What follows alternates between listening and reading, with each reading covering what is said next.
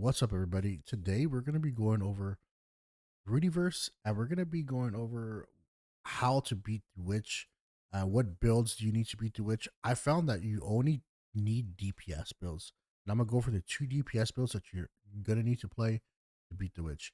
You would also gonna need to form a party, and these inside that party you're gonna need two of. I would suggest two of each of these builds, but you can get away with doing a three-man party. Me, and my group of friends, ran a three-man party last night, and we were able to defeat the witch with just three of us. So there's no problem with that.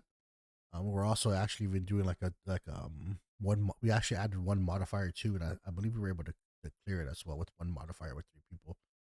Uh, I'll go over the build, explain why it kind of works, and I'll go over both builds and explain why they work and why they kind of complement each other. So let's go over the first build here.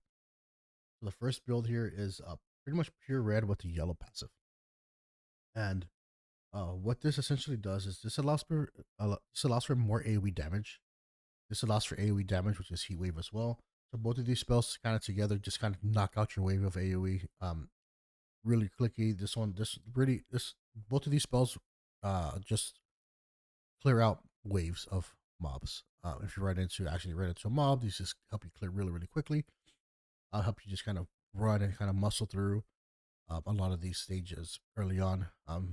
But most of the time, I would highly suggest you just skip everything. It's easier if you just skip stuff. So let's try to skip as much as possible. But if you happen to run into mobs, it helps with the bosses too, clearing out those unnecessary mobs that you really don't need to focus on. Just leaves a dot on both of the witch and the boar. The next one is the volatile gamut. Huge amount of damage. Small chance to leave a burn on you, but I really don't see it affecting me that much, so I wouldn't even pay attention to it. And the next one is going to be the most important, and I'm going to explain why. So, violent dismissal is extremely important, and this everybody on the team will need to have this spell. And the reason being is it confuses and staggers an enemy. If they're if they so let me repeat that. It confuses and staggers an enemy.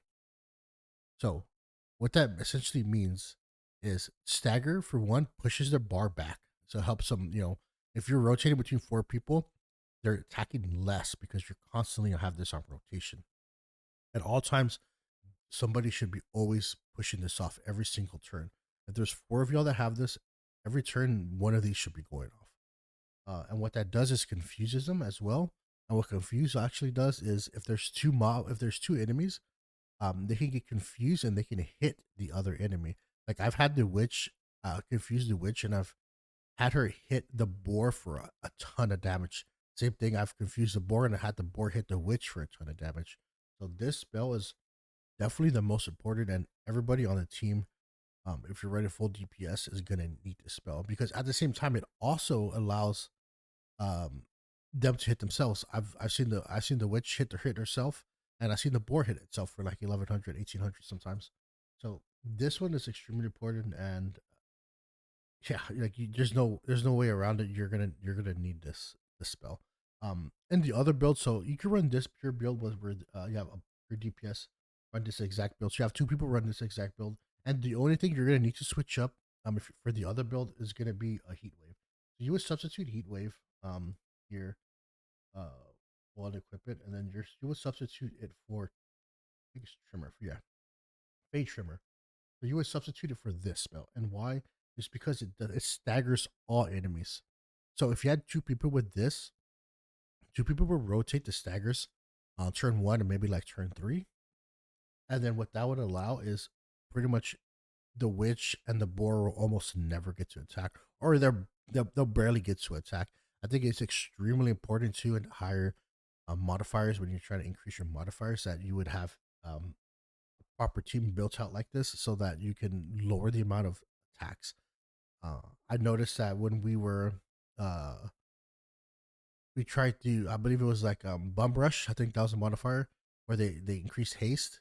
Uh, they were able to hit us a lot of times, but with this trimmer, their damage was lowered because we were able to push back the bar, and then at the same time, the confuse and the stagger on violent dismissal allowed more stagger and confuse, But even if they got through, they still would hit their own allies, um, which allowed us to do, amplify and do more damage. And it helped us with damage as well. So these are the two builds that I would highly suggest you play. Like we don't even use healers or need healers at all.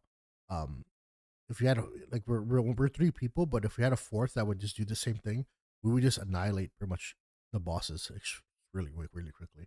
There's really no need for us to tank, and essentially the rotation is like you just keep spamming the dungeons. So you get a druid crown, and you get your druid crown, and you get the mats to craft it, and then you just pretty much disenchant it, right, for mana that you see here. I was able to disenchant two helmets that I made, and then I got 100 mana. Then you exchange 100 mana for the gotcha box where you can get cosmetics, land, and some essences that you're able to craft these new cosmetics with. I hope this guide was useful. Thank you all for watching. I'll keep pushing out more guides like this to help you out with builds. I know we have the Ragnarok coming out next sometime probably at the end of this month, so I'm gonna be really diving into that as well. So thank y'all so much, guys. Have a good day. Peace, everybody.